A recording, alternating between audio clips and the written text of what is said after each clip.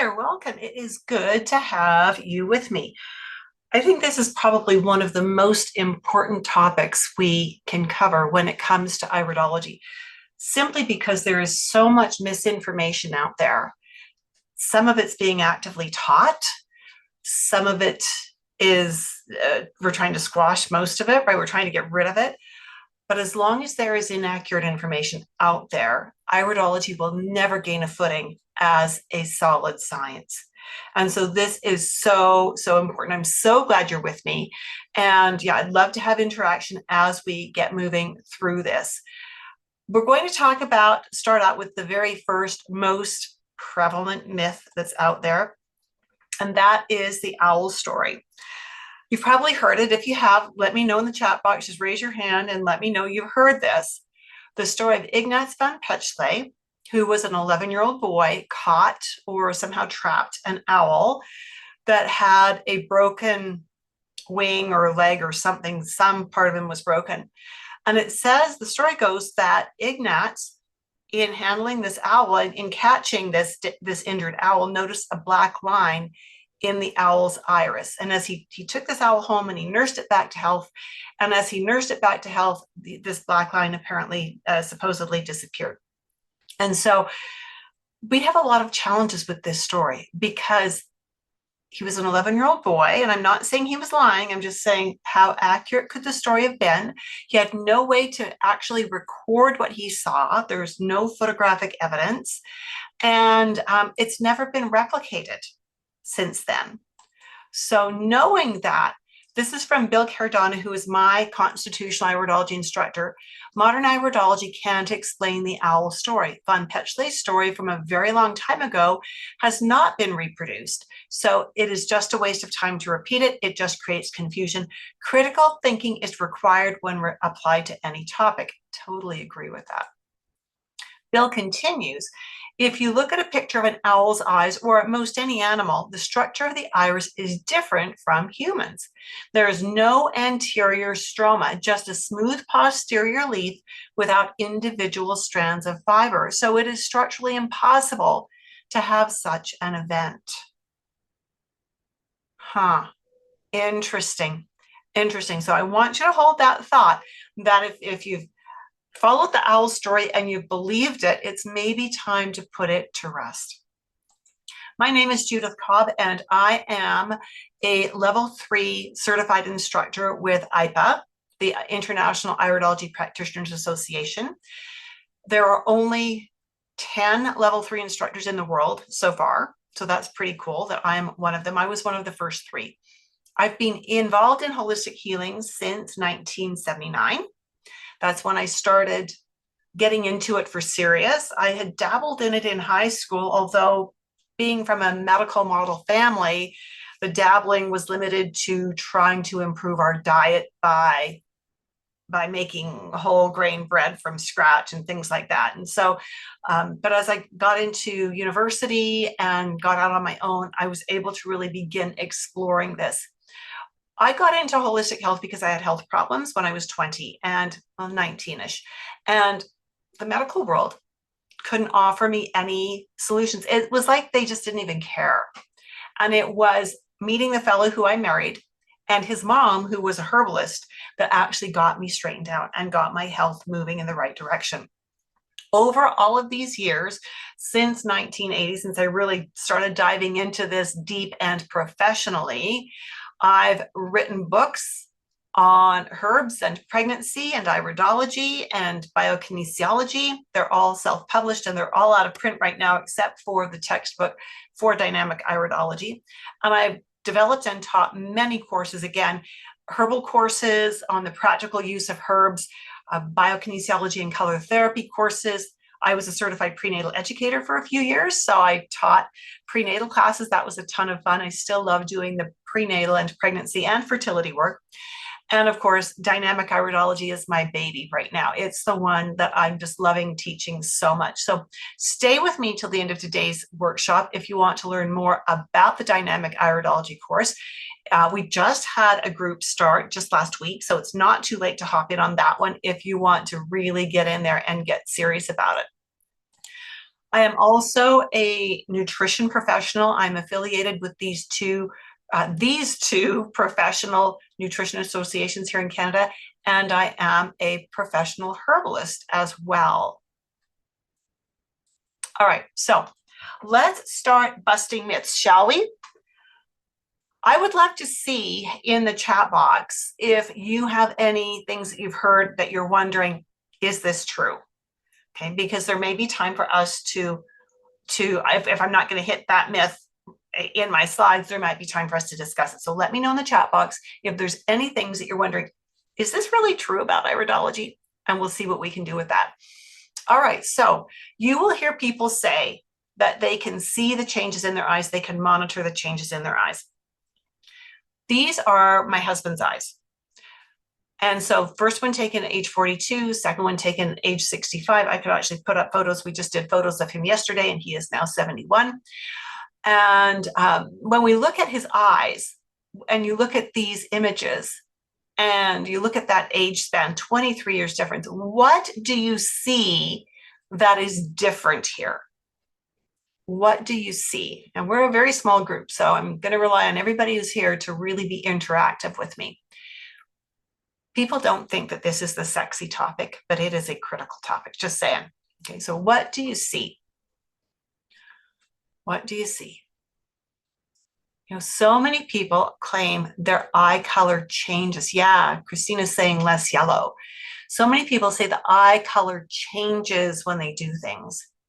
And, you know, if they're using before and after pictures like this, I'm going to say, yeah, not true. Why would I say that? I would say that because I can tell you from this that was different cameras with different lighting systems. Whenever you change something in the tech, you change the output. This was a print film camera, right? It was a professional camera that we had to put the film in and shoot the film. This is a digital camera. The light here was incandescent. The light here is LED, so different colors to those lights, right? We know from back in the print film days that different brands of film would develop with different color saturations. So if you shot Fujifilm and Kodak film, and I don't know what other brands there were right offhand, but we knew that one shot more green and one shot more red, which meant if you switched film brands, and you did a before and after picture with different film brands, that was invalid, right? And so what we see here is that what has really changed as far as coloration is due mostly to tech. Now, I'm going to say that there is something that we see change. The eyes, let me circle back here. When we say monitor your progress, we usually mean that we've given the person some herbs and some diet work. They've done it really faithfully for a length of time.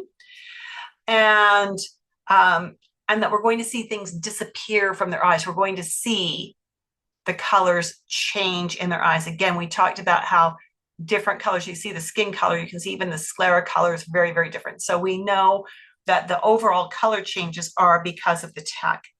What I want you to also understand is one thing that does change is we accumulate more pigment in our eyes over time. Okay, so when we see that at age 42, this area that is blue is really kind of bluish, but down here we've got this stuff coming in. This is what the change is. I don't know that I would call it progress, because this is saying that specific problems, specific organs are activating issues. This is not going to go away. We're not going to fast this. We're not going to cleanse this. It is not going to go away. This is his genetic predisposition. So how can we say that this is genetic, that he didn't just eat a lot of junk food and do this to himself over the last 23 years? We can say that because we know that as we age, our bodies change. They mature. Like, I haven't always had gray hair, right? I haven't always had wrinkles. I haven't always had little age spots on my face. This is a part of the aging. This is showing us that genetics are being activated. Does that make sense? Does that make sense that what we will see is pigments will accumulate, they will not dissipate, okay? One thing that will not change is the fiber structure. So as we look at his eyes overall, and these are the same eye, these are both handheld cameras, so they're slightly off rotation a bit. This, when the pupil gets smaller, is this, right? This, when the pupil gets smaller and the tissues get stretched out, is this. And so here we've got another marking that matches up here, okay? And so as we're watching this, we also want to then look and see, what about fibers? So we've got a fiber here that is going across other fibers, and you see it hasn't moved. It is still going across other fibers, right? We've got, where's another good example of one? The dimmer lighting on this side, it makes it a little harder to see some of them. We've got these fibers coming down here, and you'll see we've got them coming down here. So we don't move fibers. We can't make fibers relocate. All right. So we are going to work continuing with this about what kinds of things will change and what kinds of things won't change. Also important to note that the irides will not change. You won't typically accumulate anything quickly enough to see it within a month or two anyways, right? And you certainly won't see things dissipate. So the irides don't change fast enough to monitor changes. The sclera might change. Typically, it takes 6 to 12 months to see changes in the sclera. Remember, the iris is the genetic predispositions we've inherited from our parents and our grandparents and our great-grandparents. The sclera has some genetic input, but a lot of what we see in the sclera is what we've done to ourselves. It's things that are activated now. And when we do advanced sclerology, we can see where is the origin of this, what organs have been affected along the way, and where's the problem sitting now, right? So we can see all of that in the sclera, and that develops over time.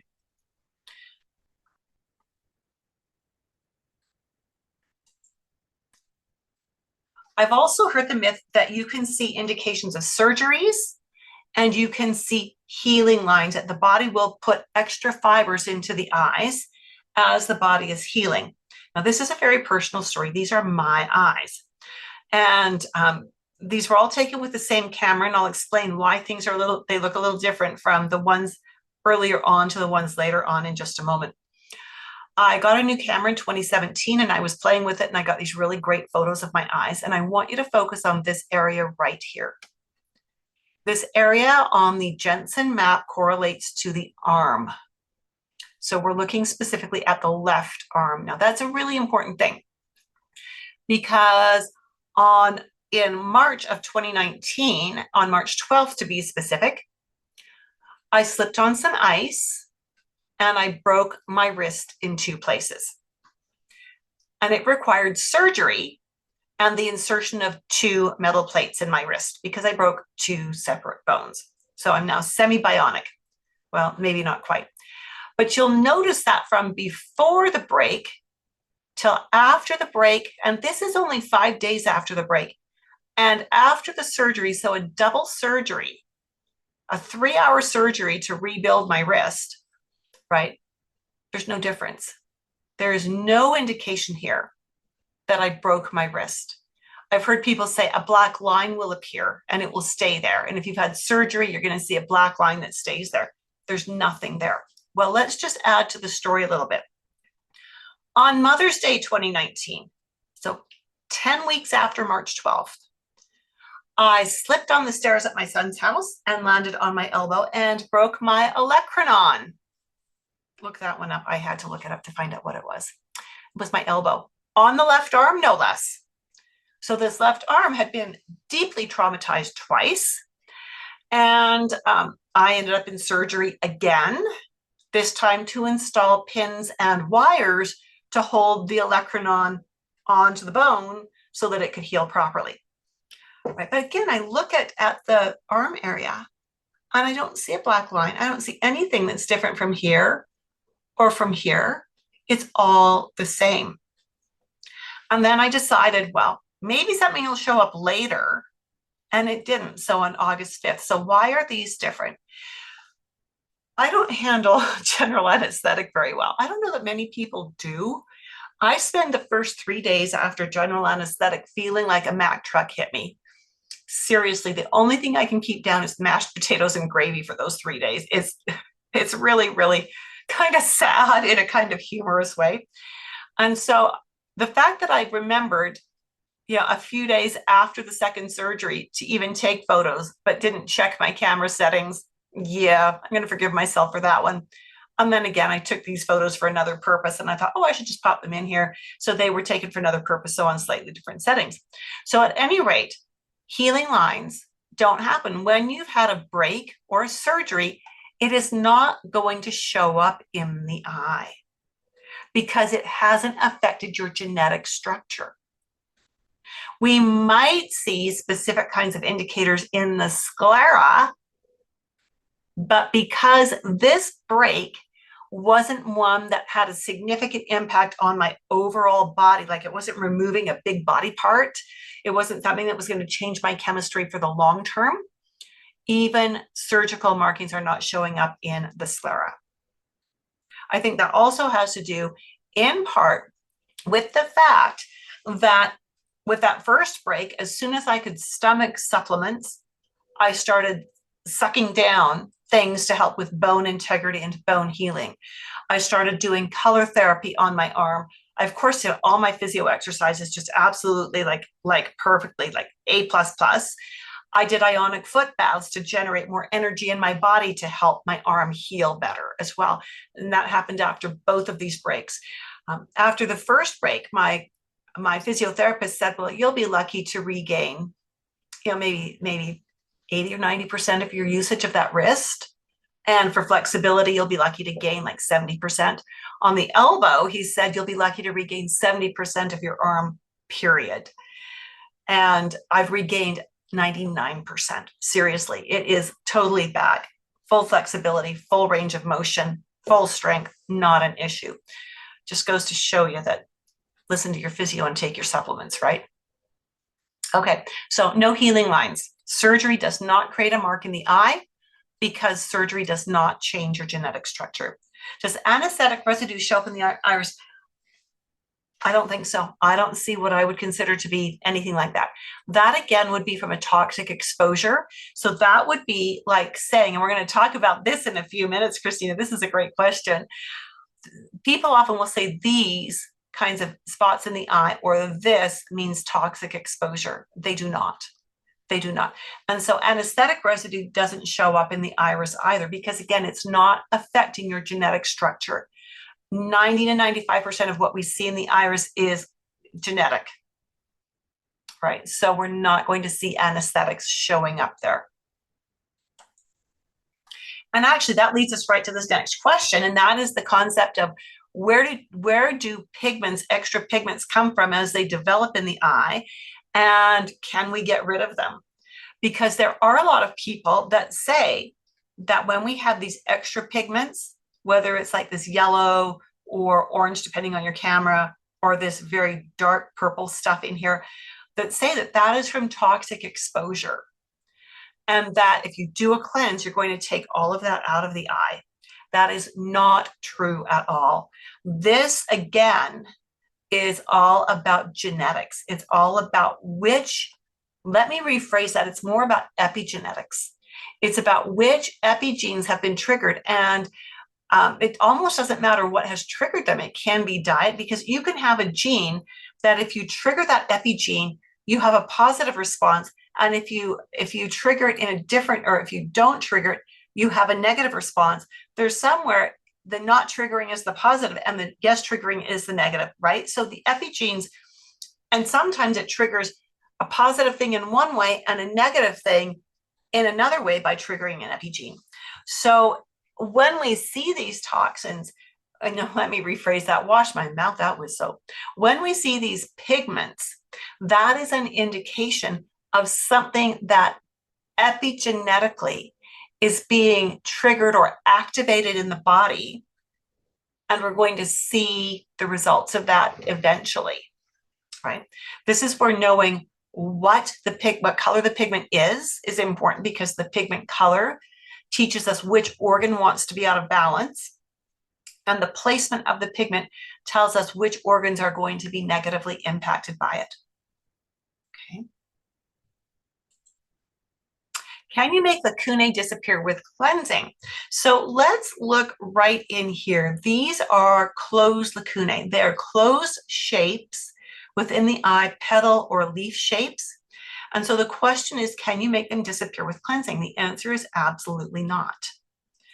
That myth originated from the fact that we didn't understand photography and the effects of the light of photography in iris fiber structure and on pupil way back when that myth was perpetrated. So I want you to look at these two eyes, clearly the same eyes. We have these little divots out of the edge of that interpupillary border. I want you to look at this right here. And again, compare it to this right here. But also notice the difference in the size of the pupil. When the pupil is large, the iris tissue gets compressed. So if you've got a balloon that has air in it and you squeeze it end to end, it's going to get fatter. It's going to look like it's getting fatter, correct? Does that make sense? Now, if we take that same balloon and we release the pressure and we start stretching it, it's going to look longer and thinner, right? So the question really is, did the volume of air in that balloon change? No, it did not. And so if we had the mathematical genius here, or if you've got it, I don't, to figure out what the volume is of this odd shape, you would find it is the same as the volume of these shapes. So what has happened here is, again, iris tissues have been stretched out. That means that those open shapes that we call lacunae have been stretched and they look thinner, but they have the same volume. And when the pupil is large and the iris tissue compresses, we get the ends of those shapes being pushed together, and that will make it look fatter. We have not done anything to make the lacuna disappear. Does that make sense? Now, this is really important because when we do iris photography, we always play with our lighting. We'll have the basic setting that we want to use, but then we change it from frontal lighting, which is what we see on both of these photos, to side lighting, to a brighter lighting, to a dimmer lighting to help us see different features. And it can dramatically change things like what the lacunae look like. But the lacunae haven't changed. What has changed is the camera equipment. Here's one of my favorites. You've got a 4-foot parasite in your brain. Oh my gosh, you've got parasites. You've got to do a parasite cleanse. You've got parasites. Okay, so not true. Are parasites genetic? If a mother has parasites, does she pass them on to her offspring through her genes? The answer is no, correct? And so knowing that these lines cannot reflect parasites, what they reflect is a weak link in the body where the body may be capable of holding on to toxins and garbage, metabolic debris, that may be able to hold parasites quite well. But it's not a guarantee. You need to have a conversation with your client to understand what is their diet, what is their lifestyle, what are their risk factors for parasites, what are their symptoms. And I don't come out of the starting block saying, well, I want to talk to you about parasites, because that's probably not what the client's coming in for, right? You've got to start with where the client's at. And if you feel parasites are part of the issue, you work into that gradually, right? Start with what the client wants to have focused on. And so I like what Harry Wolff says about things like these, which some people call parasite lines. We call them radial furrows. because they're radiating outwards and they are a separation in the iris tissue. Harry Wolff says American sources from the turn of the 20th century are very unreliable, repetitive, and very misleading with, I can't see the side of that, just hang on, with silly and debunked notions like drug spots, psoriatic itch spots, healing lines, and parasite lines, and brown eyes turn blue with detox. All of those are mythical. They are things that were proposed way back in the early 1900s, but were never proven and have not yet been proven to this day. So we need to let this rest. So if I see someone who's got lots of these lines in their eyes and they've got weird, unrelated symptoms that it's like, then I will start asking. Of course, I always ask about diet. That's crucial. I always ask about have they traveled to a third world country where people often will pick up a parasite of some kind? Do they hike in the mountains and dip water out of the mountain streams without purifying it? I was backpacking in the backcountry a couple of weeks ago and was mortified to see people dipping out of a stream. Okay, mortified because this was a mountain area that has lots of deer and elk and bear and things like that that will poop in the water no problem and share their giardia with you without even thinking, right? So just a little mortified on that one. And so I want to also know, have they ever been in a situation where they had a pet, like lived on a farm or even in an urban area where they had a pet that they would let outdoors unsupervised? And did they have a cat that they just open the door and let the cat roam? Did they have a dog that they would let out into the backyard and not supervise to see if the dog was playing with dead mice or dead birds or whatever? And so we need to find out those things to help us sort out the risk. Now, the other thing that I will often do is send, if I really suspect that my clients have a parasite issue, I will send them for a deep gut bioscan to get their biome to see if there's anything in there we need to be concerned about. But we don't see parasites in the eyes. We absolutely don't. So there's a lot of different iridology charts out there. And a question that I often get asked is, well, which one is correct? You are going to see that most of them are very similar. Most of them put the head areas at the top and the kidneys towards the bottom and lungs on the outside and things that are on the midline of the body down the inside. So this being the inside, this being the outside, right? So the nose is sitting right here.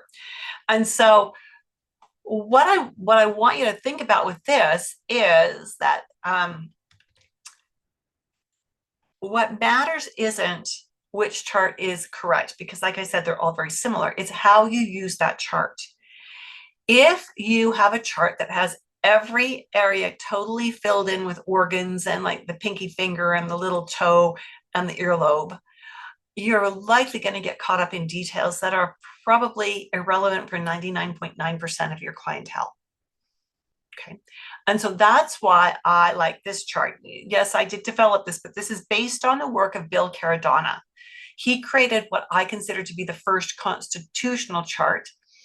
And then about a decade and a half ago or a decade ago, I've asked him for permission to use his chart as the template to update the chart with current research. And he gave me his blessing, which I so appreciated. And so when we're using a constitutional chart, we are focusing on organs that have metabolic impact, which is all of your organs, but it's not necessarily your pinky toe and your baby finger and your elbow and the tip of your nose. So we don't worry about those things unless we have to. We focus on things that could affect the chemistry of the body. So for anyone who's watching this who wants to download a copy of this map, I've just shared the link with you in the chat box. You can grab that and go and just print up a copy of this if you would like and see how it works. So again, we don't get hung up on things that are not metabolic in nature. We need the metabolism. So here's another extra question. Is brown pigment in a blue eye an indication of toxicity? Is yellow pigment an indication of sulfur buildup? You will see people online saying, oh, you've done a lot of sulfa drugs. Yeah, you must have done a ton of sulfa-based antibiotics when you were younger. That is, if we go back to what Bill Cardonis or to what Harry Wolf said, is not true. It is not reliable information. The yellowish in here gives us very, very interesting information about many things in the body. And the brown, again, teaches us which organ wants to be out of balance and which organs it wants to have an impact on. So when we are looking at an iris, when we are doing an iris assessment, we're actually not looking at every little tiny detail in here. We are asking our client, what are your primary concerns? And then we are assessing diet and lifestyle and supplements and stress levels. And then we are coming to the eye and we're asking which of these markings give us information about what our client is concerned about.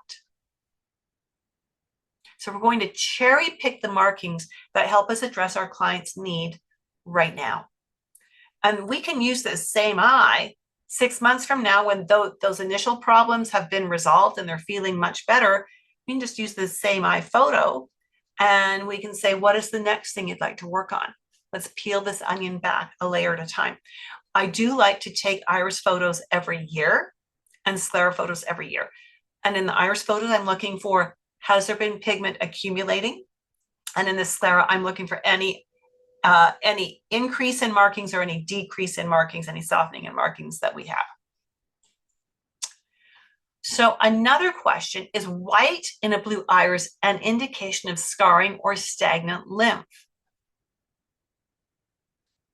Maybe, but not necessarily, not the scarring, but maybe the predisposition to stagnant lymph. We can't look in an eye and say, well, you've got stagnant lymph. We have to know about the client, right? We might see that, we might know they've got stagnant lymph. They might have chronically swollen lymph nodes. We might be working with someone who does not move their body. They are a couch potato. They're gaming all the time. The strongest muscle is their thumb from gaming, kind of thing, right? And so we could assume they probably have stagnant lymph because you need muscular movement, you need physical activity to move the lymphatic system, right? And so when we're looking at an eye and we see certain markers, we certainly don't see white as scar tissue. And we cannot say with definition that white in certain areas means stagnant lymph. It simply means an increased risk of, based on diet and lifestyle. So we always want to have that conversation with the client. We have to have that conversation with the client to understand how to assess their eyes. How's this rolling for you? Is this making sense? Now, some people will tell me that they are studying books and YouTube videos and they're going to learn everything they need to know from books and from videos. And I go, okay, yeah, sure. You know, if what you mean by that is one mark equals one problem, then yeah, you can learn that very shallow surface level of iridology, no problem. It's right there in the books. It's right there in the videos. If, on the other hand, you want to learn iridology at a much deeper level, at a professional level, one that teaches you how to think through an iris assessment, how to connect the dots, how to understand pathways that you're seeing with the markings that you're looking at, then you're probably going to need more than books and videos. Probably going to need a situation where you've got someone giving you feedback and teaching you the nuances so that you can build on that with experience. Can we diagnose disease using iridology? Oh my goodness, I just want to give my head a shake when I see these videos where people are saying, you have this disease, you have this problem. And it's like, how do you know that? By looking at the eye. Because that marking that you're referring to can actually mean about 17 different things. You need context. You need to have that conversation. As iridologists, we don't get to diagnose and prescribe. If you're a licensed medical doctor, you get to diagnose and prescribe, but I would suggest don't do it from iridology alone. Use iridology as a validating tool for other things, that other tests that you are running. So I studied the Jensenian style of iridology way back in the early 1980s. That was the only thing we had available. We didn't have constitutional in Canada yet. And I did a lot of diagnosing. I did a lot of telling people what was wrong with them. And, funny thing was, I was usually wrong. I'd say, your eyes say you've got this problem. No, I don't. Your eyes say you've got this problem. No, I don't. It's like, okay, great. It was pretty hard. It was pretty hard. So I was actually ready to quit doing iridology. And then in the early 1990s, I discovered this thing called, I shouldn't say I discovered it. I did not create constitutional iridology. I discovered that constitutional iridology was a thing. And I started studying it. And oh my goodness, I fell in love with it. It resonated with me so strongly. Bill Caradonis says this about iridology. Iridology cannot be used to diagnose. It is a unique assessment tool to gain understanding of the blueprint of the body, including tendencies towards illness patterns or assessment of resiliency and resistance against negative influence. But diagnosing the presence or status of illness or disease is never appropriate for an iridologist to do. So for the past several years, I've been teaching wellness practitioners the art and science of iridology. And right now, let me just see where we're at. We've got some questions that many people who want to learn iridology want answers to. So how long does it take to learn iridology? Well, how serious are you about it, right? The course I teach is 50 hours of live instruction spread out over 20 weeks. That gives you time to study, to practice, to make sure it's ingrained. You've got that foundation before we add the next layer of information. And that 50-hour course is enough for you to prepare to certify with the International Iridology Practitioners Association. And I will humbly tell you, it is not all there is to know about iridology. It's enough to make you a really solid iridologist. Okay. Can you earn a living with iridology? That will all depend on how you market yourself. Iridology by itself is probably not going to help you earn, let me rephrase that, is probably not going to be how you make your money. Iridology paired with nutrition or paired with herbology or paired with aromatherapy, now that's powerful. Your clients don't want you to tell, they don't want to know just what's wrong with them. They want to know how to fix it. And iridology can guide you in creating those protocols. I found a course that is taught from books and videos. Good enough? Well, again, it depends on how deep you want to go. I don't think it's good enough. I don't think you can learn the nuances from just books and videos. I think we need mentors. In order to be really good practitioners, I think we always need mentors, someone who's gone before us, who knows more than we do, who we can rely on for more information and for more clarification. And so, if you just want to learn markings and do real surface stuff, then sure, books and videos, absolutely. If you want to learn iridology at that deep, practical, clinical level, then I suggest finding an instructor who will teach you in real time and who will coach you and mentor you and correct you when you need correcting. That's exactly what we've got in the Dynamic Iridology Assessment System program. It is the only live, online, fully mentored course for nutritionists, herbalists, naturopaths. Think of that as being anyone who's got a college-level anatomy and physiology course already under their belt, so they can streamline their clinical work without sacrificing client care. What we really want to do here is stop the practice that I was taught as a Jensenian, and that was see the client, take photos of their eyes, go and spend 2 or 3 or 4 hours of my own time writing a report and bring that back to the next appointment and not get paid for the time I spent doing the report.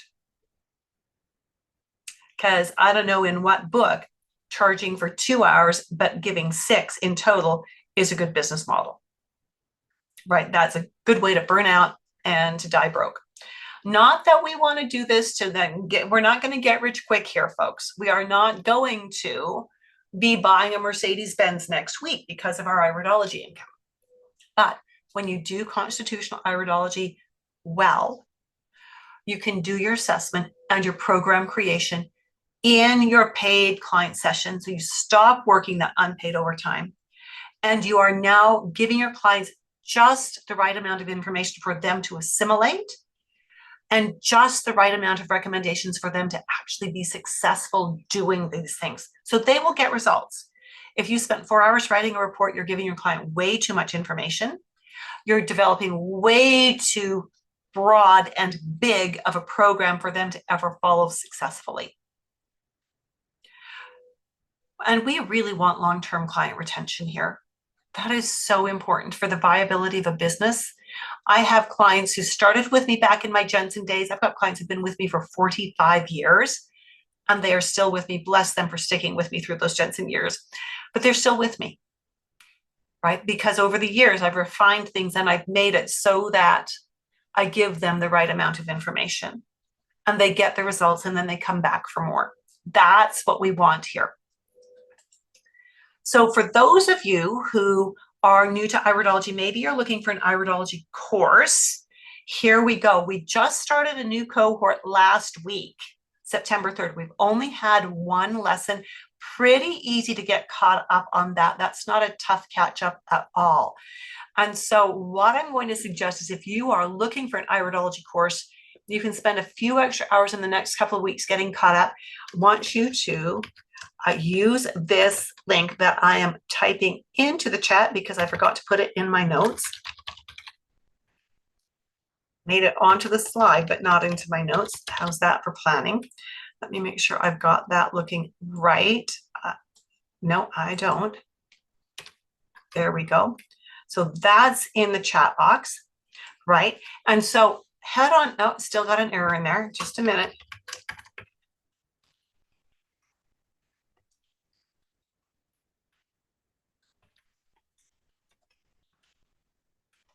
Let me make sure that looks better. My goodness, my fingers are just not listening to what my brain is saying. There we go. Okay, there we go. That's the correct one. That second one is the correct one. You'll notice education actually is TION at the end, right? So hop on over there, get some info about the course. There's a link there for you to schedule a time to speak with me about the course, to find out if this course is a good fit for you. So the purpose of talking about this with you one-on-one is to talk about your wellness business or where you're at in your wellness education. It's to talk about your strengths, where you want to go with your business, and for us to look at the iridology course and ask, will this take you where you want to go? Is this a really good thing for you to do now to add into your mix at this stage in your development? It's not to strong arm you into anything. And so grab that link and let's have a conversation. Let's have a conversation. So are you ready? You're ready to learn? This is what Mike Knapp said. He is a naturopath in Arizona. Now, naturopaths in Arizona are like naturopaths here in Alberta in that they are licensed medical professionals. They can requisition lab tests. They can prescribe drugs. They are considered first line, right? So Mike, I asked Mike, why did you take my class? You're a naturopath. You've got tons of training under your belt. He said, the interactive online platform with an experienced teacher and practitioner. You said the fundamentals of iridology could be learned in this format, and that's what was delivered, plus a lot more on how to integrate it directly into current practice. I'm very happy with the training, so thank you. And so Mike shared that with us a few years ago. Now, and that's an important point that he's commented on, is how to integrate it directly into current practice. Many instructors will say, figure it out on your own. I've taught you the iridology, you figure out how to work it in. I don't think that's fair. I think that's a recipe for failure. And so I give you tools to help you integrate it into practice. Now, whether you continue doing it the way I taught you how to do it is irrelevant. It's a launch pad. It's for you to start from. If you keep doing it the way I teach you, great. That's wonderful. I'm glad it works for you. If you find you need to modify it, at least you started somewhere. You didn't start blind, right? You started somewhere. And so From there, you can develop, you can create your own way of integrating it into your work. But you've had a taste of one way that does work, right? And that's really important. I don't throw my students out and just go, figure it out. You've got the iridology training, you figure out how to use it. That is, I don't think that's fair. I don't think that's fair. So again, September 3rd, we started a cohort. Would love to speak with any of you about the program. There's that link on the screen again. It's the same one that's in the chat box. And I would just love to have a conversation with you. If iridology is something that you think you want to add into your skill set, and you've got that college level anatomy and physiology already under your belt, then we should talk. Thank you so much for being with me. Thanks for your interaction today. I truly appreciate it. And with that, I look forward to seeing you soon. Bye for now.